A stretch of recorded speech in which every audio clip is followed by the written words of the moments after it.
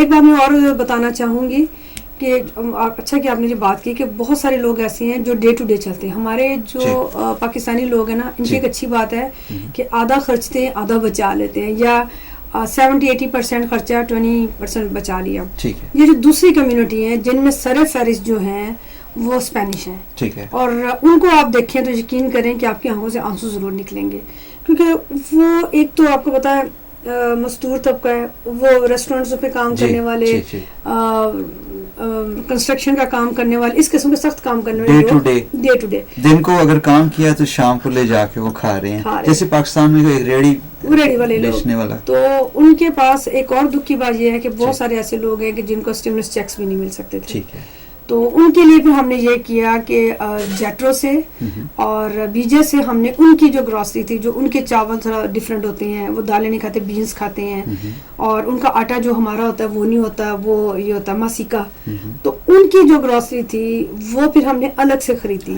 اور برائٹن بیچ کے علاوہ, لانگ آئلینڈ کے علاوہ, لانگ آئلینڈ کے اینڈ جو کہ گرین پورٹ ہے جہاں میرے ہسبینڈ کا بزنس ہے, مجھے انہوں نے آ کے کہا کہتے باسا وہاں بہت سارے ایسے لوگ ہیں, تو کیا تم یہ کر سکتی ہو اسلامک لیو والا پروگرام جب میں کرتی کہ تمہارے پارٹنرز ہیں تو کچھ ایسی ریسٹرکشنز تو نہیں ہے. میں نے کہا نو وے, ہمارے اس پروگرام میں یہ ریسٹرکشنز نہیں ہے کہ صرف مسلمانوں کو دینا ہے, پاکستانیوں کو دینا ہے, یا اپنے نیبرز کو دینا ہے. اس میں جہاں تک بھی جا سکے جائے. تو ہم نے نیو جرسی تک بھی پہنچایا, ہم نے گرین پورٹ تک اسپینش ان کا فوڈ لے کے ان کا الگ پیکج بنائے, وہ دیے, اور ابھی تک وہ جو ہے چل رہے ہیں. ہماری کوشش تھی کہ جو آ رہا ہے 100 بسم اللہ, جو ہمیں کال کر رہا ہے ٹھیک ہے, لیکن ان لوگوں کو بھی نہ بھولیں جن کو انگلش بھی نہیں آتی, جن کو اردو بھی نہیں آتی.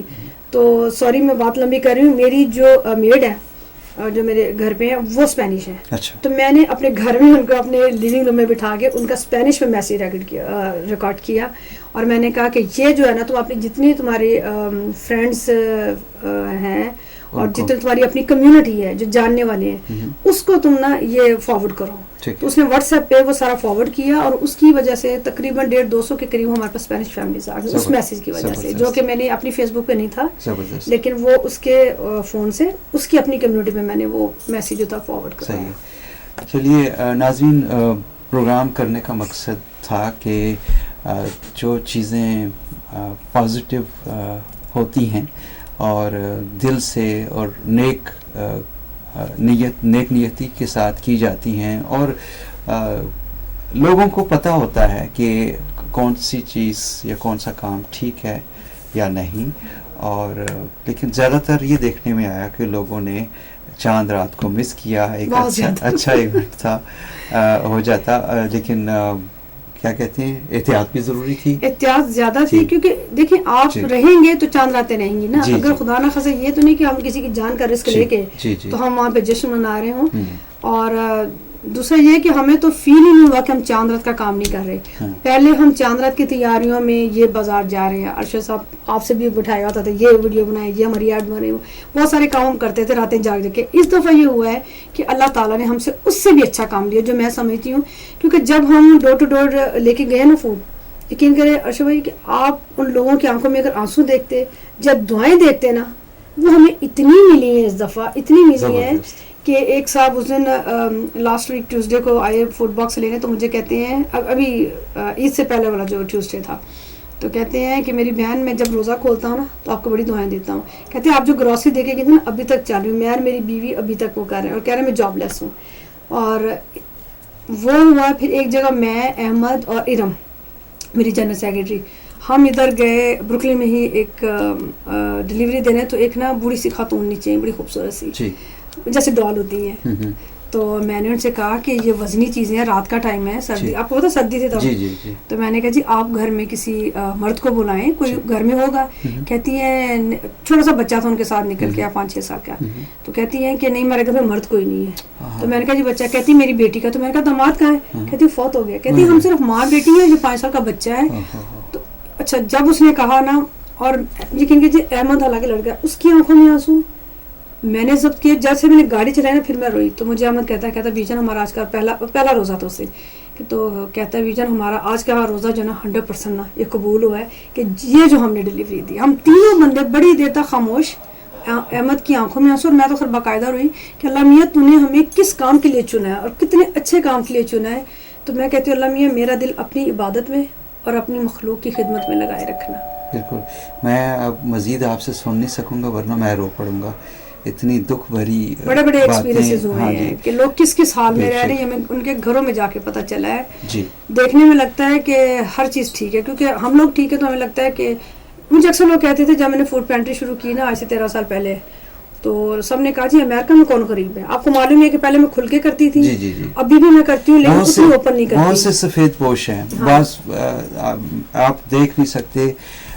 कुछ लोग ऐसे होते हैं कि वो अगर अंदर से टूट रहे हैं, किसी वजह से प्रॉब्लम में हैं, वो अपनी ज़बान नहीं खोलते, किसी को अपना हाल नहीं बताते। और ये कहेंगे कि हमारे पास बहुत कुछ, अल्लाह का शुक्र, अल्लाह का शुक्र करते हैं। लेकिन हमारे लिए ज़रूरी है कि जहाँ हम रहते हैं अपने दाएं बाएं ये ना देखें कि हमारा कोई मुसलमान है, पाकिस्तानी है, नहीं, कोई भी है, पड़ोसियों के हकूक़, रसूलुल्लाह सल्लल्लाहु अलैहि वसल्लम उनकी ज़िंदगी अगर आप कहते हैं और कहा जाता है और बिल्कुल सबका ईमान है कि हमारे लिए एक बेहतरीन नमूना है, और उनका नमूना देख के अगर हम काम करें तो देखें कि हम अपने इर्द गिर्द कोई भी है, किसी रंग व नस्ल का, अगर आप देखें कि वो तकलीफ़ में है, किसी ज़रूरत में है।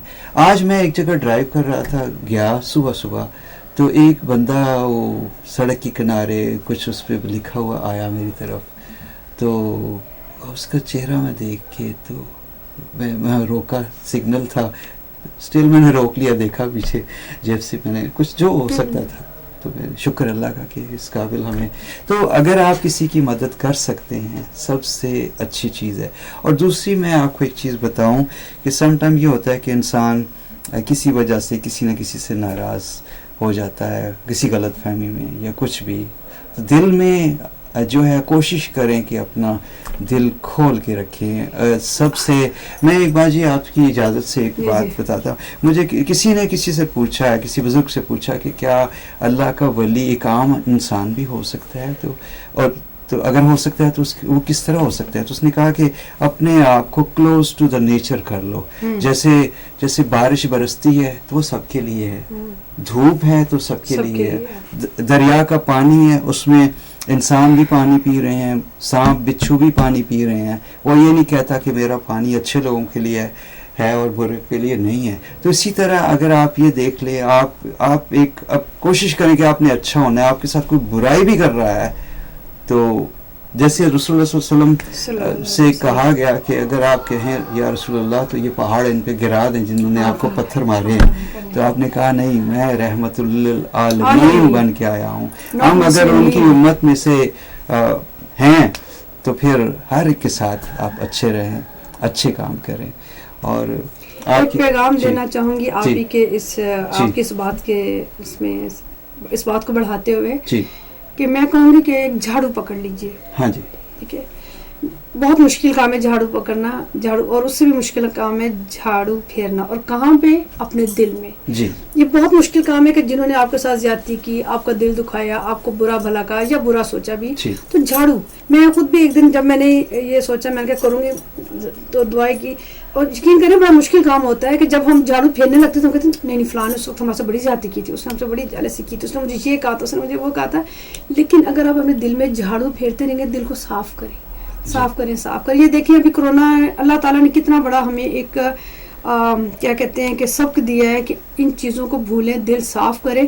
कोरोना में मेरी अपनी बड़ी प्यारी दोस्त महमूदा बाजी 18 साल से मेरी दोस्त है, 3 दिन में उनकी डेथ हुई है।